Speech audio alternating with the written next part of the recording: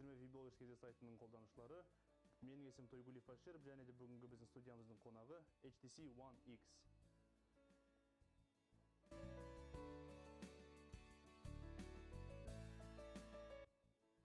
Ал енді HTC One X-тің қорабына келетін болсақ, міне қорабының өзі ерекше, бір пластиктен жасалған, және қорабының ішінде ақпарат кітапшалары, және зарядтаушы қондырғы, және USB, құлақшын.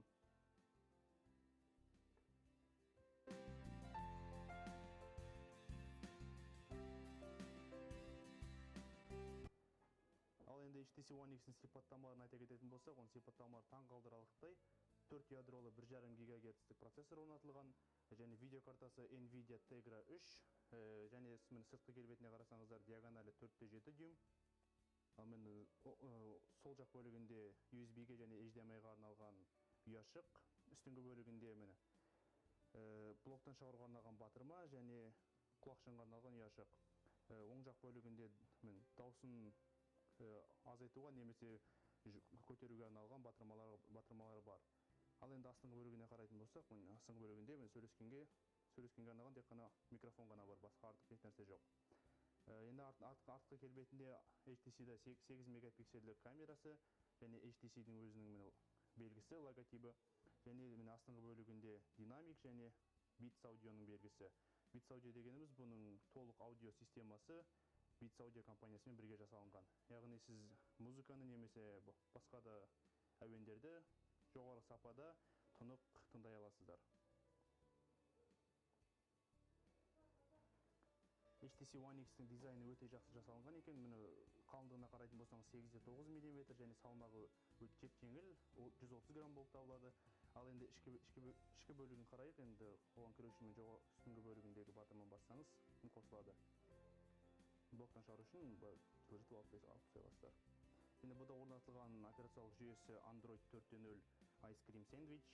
Ол Android-тың ең соңғы версиясы, ол өте керемет, өте әдемі жасалған ішкі келбетінің барлығы.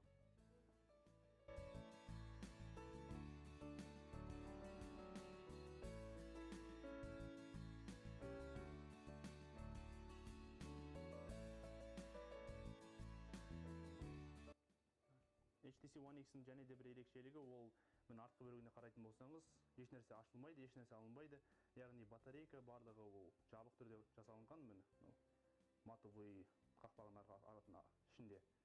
Ол ашылмайды, және де симканы салу үшін бұл жерде микросим, дәл iPhone-дағыдай үстіңгі бөлігінде арнайы инені тығу арқылы қарайтын болсаңыз, сим-картаға аша аласыз орынды.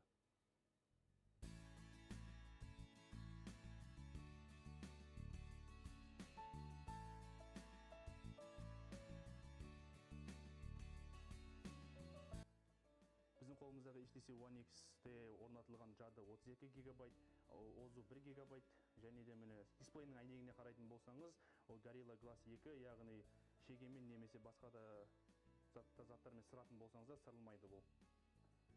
Және де бұл Gorilla Glass 2-ның өзінің ресми сайтында бұл HTC One X әлі тіркелмеген, бірақ осы жақын арада тіркелу керек.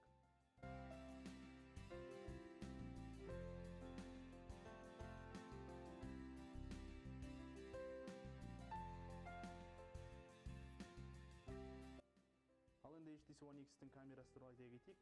Камерасына кіріп көрейік. Бұл HTC One X-та орнатылған камерасы 8 мегапиксельдік, және видеоға түсіру сапасы Full HD, яғни 1080p. Ал алдыңғы камерасының өзі 1,3 мегапиксель, және де ол видеоға ол да HD сапада түсіреді, 720p-да. Ал енді мысалы ретінде түсіріп көрейік бұл суретке. Өте жылдам түсіреді, жылдамдығы. Түсірілген суреттерге қарап көретін болсаңыз, сапасы.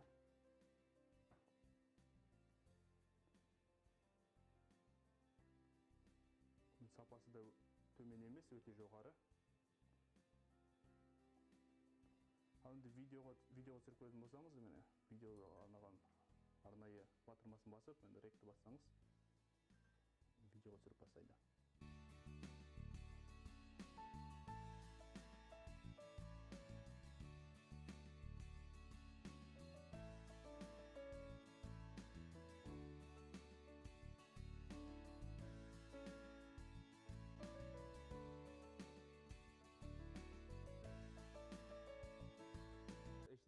One-X'тің сенсорлы батырмаларын тексеріп көрейік.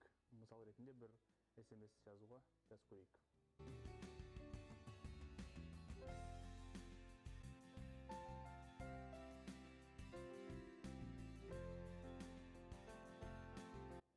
Сенсорлы батырмалардың қабылдау жылдамдығы өте тез, және кез келген сіз сөз жазатын болсаңыздар, қандай сөз екенін толықтан көрсетіп тұрады. Nokia'да мысалы Дэвид деген бар еді, сол секілді. Таңдап тез жазуға көмектеседі.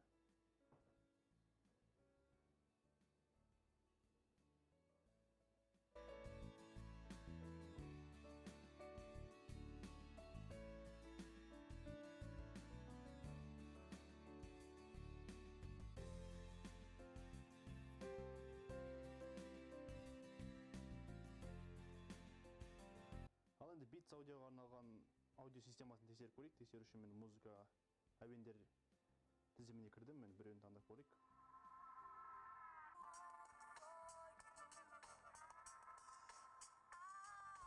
Дауысы өте анық шығып жатыр, өте тұнық естіліп жатыр маған. Құлақшынмен тыңдасаңыздар, одан да жақсы әсер ететін шығар. Ол жағын әлі тексеріп көрмедік.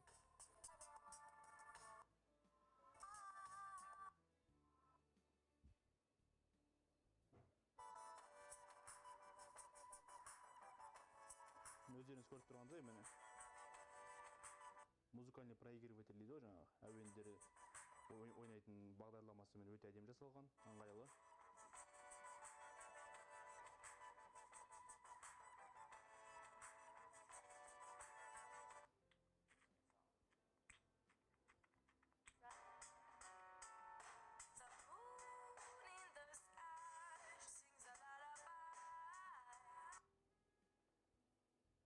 HTC One X өте керемет смартфон, және біздің Қазақстандағы қазіргі орташа бағасы дәл бүгінге 130 мың теңге болып табылады.